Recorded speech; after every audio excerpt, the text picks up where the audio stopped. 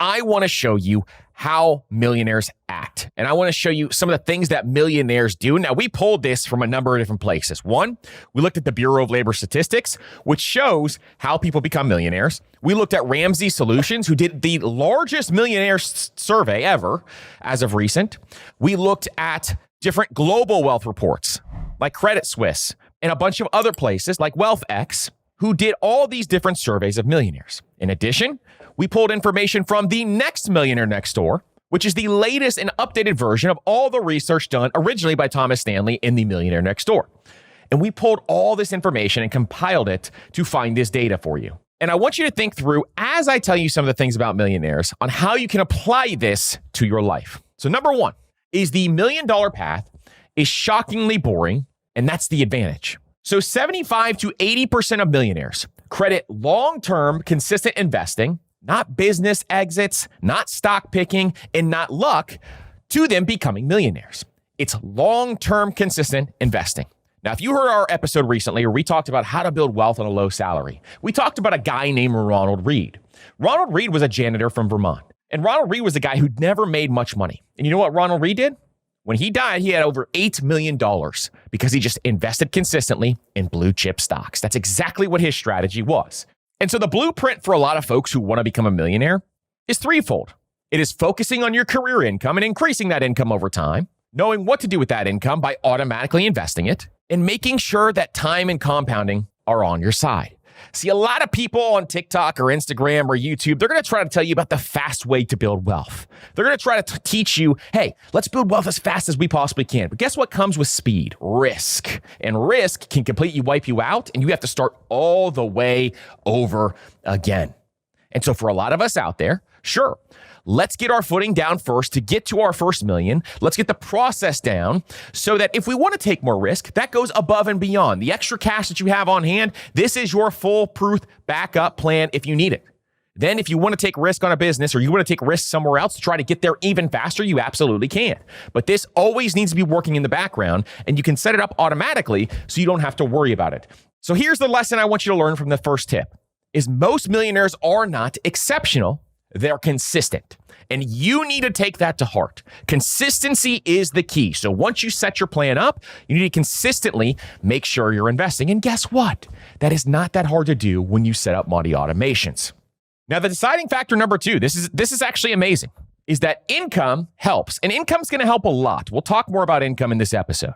But it is not the deciding factor. In fact, 33% of millionaires, folks who became millionaires, never earned over six figures. Let me say that again, because a lot of people out there say six figures is now middle class or poor.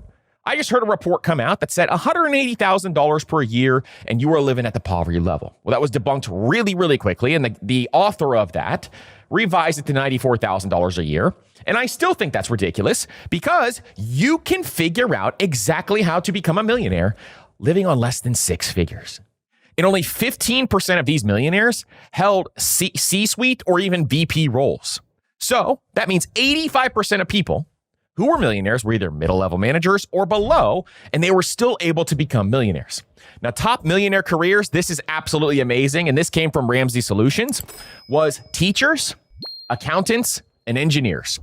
Those were the top three. Now, engineers make good money, accountants make good money, but do teachers make good money? No. But they're consistent in their investing and they understand what to do. School systems do a great job of giving them investment opportunities. And a lot of teachers are just really good at learning things and taking action on those things. So your savings rate and your behavior matter more than your income. And I want you to note that because if you can increase your income and you can increase your savings rate and make sure you have the correct behaviors in place, oh boy, you are an unstoppable force. And that's what I want for each and every single one of you. So focus less on how much income you're making. We're going to focus a lot on our income and growing our income, but I want you to focus less on exactly how much you're making right now and focus more on the behaviors that you are going to be taking going forward. Focus on margin creation, meaning creating more margin between your income and expenses, thinking about your expense control, and also automating your investments. That's going to help you not have to worry about your willpower anymore or rely on your willpower. Number three is living below your means is a non-negotiable. Now, what does it mean to live below your means? If you do just this alone, meaning you live on less than you make and you invest the difference, you will become very wealthy. That is the golden rule of building wealth, is live on less than you make and invest the difference. If you can do that, and you can just say that to yourself over and over and over again, ingrain that in your brain, that's really all you have to do to be able to build wealth. 94% of millionaires live below their means. Well, duh, because the 6% that don't most likely inherited it or they got it in some other way, shape, or form. And 75% never carry a credit card balance. So for those of you out there who are carrying credit card debt, it's time to get rid of that debt, because if you live on less than you make and you avoid debt, you will really and truthfully build wealth. Now, one thing I want to note is that most of them came back and said that they were frugal. Now, frugal is not cheap. Frugal and cheap are two very different things.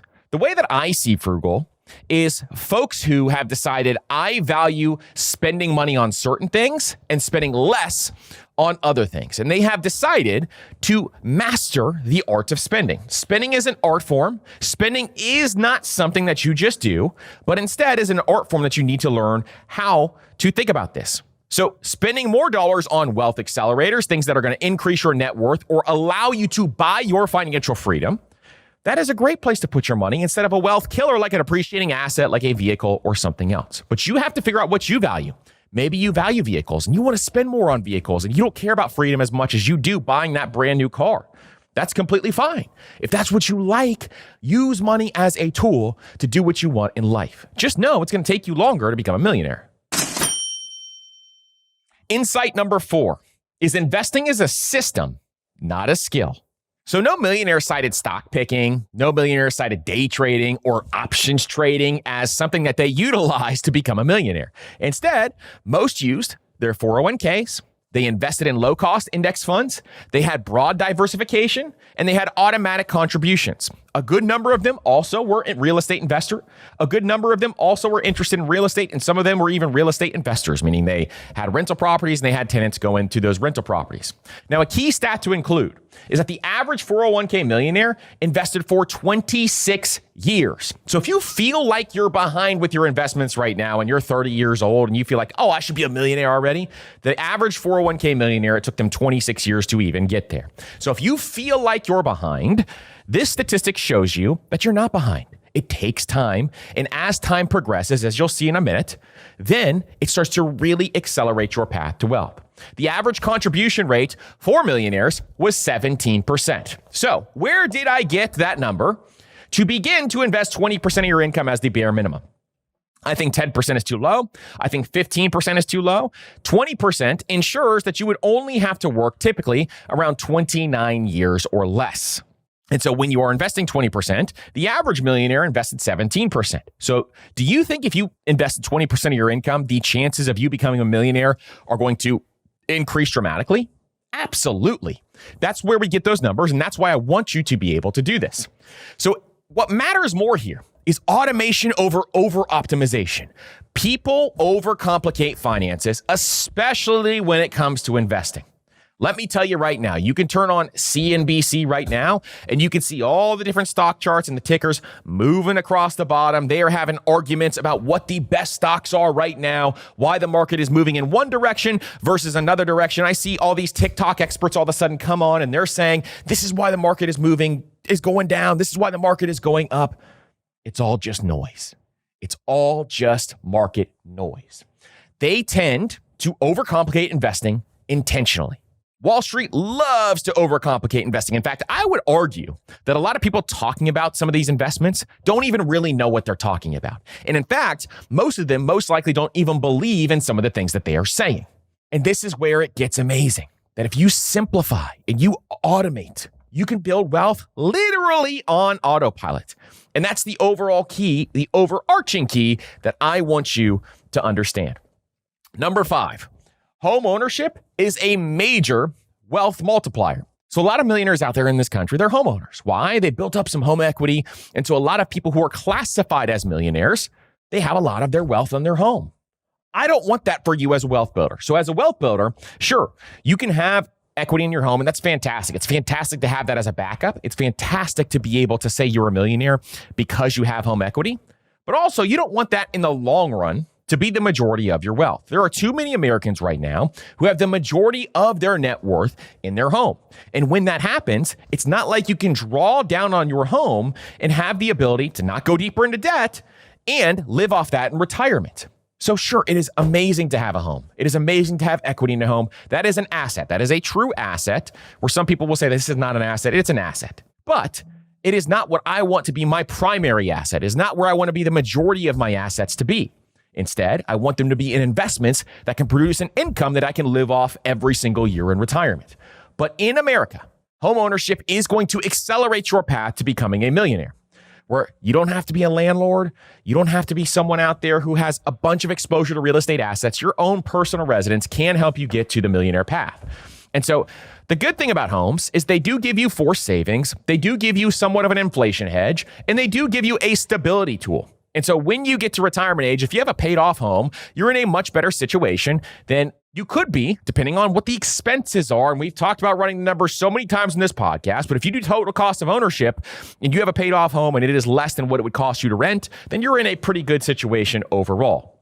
Number 6 is entrepreneurship is optional, but entrepreneurship is also very powerful. So 33% of millionaires that were surveyed, they actually own a business. And 15% of small business owners became millionaires. Most of these businesses took 10 plus years to create real wealth. They took a really, really long time.